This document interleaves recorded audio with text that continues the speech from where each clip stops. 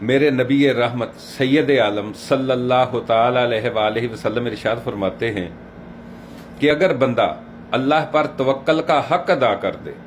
جو بندے پر اللہ پر توکل کا حق ہے اس کو بندہ ادا کر دے، آقا کریم صلی اللہ علیہ وآلہ وسلم فرماتے ہیں تو اللہ تعالیٰ بندے کو اس طرح سے رزق عطا فرماتا ہے جیسے وہ پرندوں کو رزق عطا کرتا ہے۔ دیکھیں نا، پرندے ابھی صبح کو اللہ پر توکل کر کے خالی پیٹ نکلتے ہیں، ان کی کوئی فیکٹریاں تو نہیں جہاں پر جا کر انہوں نے کام کرنا ہے،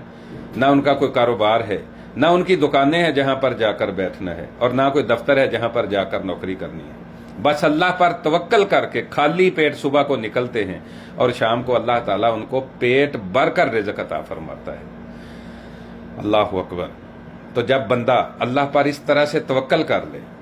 جب بندہ اللہ پر کامل توکل کر لے تو پھر اللہ تعالیٰ اندھے کنویں سے نکال کر تخت پر بٹھانے پر بھی قادر ہے۔ اور جب بندہ اللہ پر توکل کرتا ہے اور اللہ سے ڈرتا ہے تو پھر اللہ تعالیٰ وَيَرْزُقْهُ مِنْ حَيْثُ لَا يَحْتَسِبُ،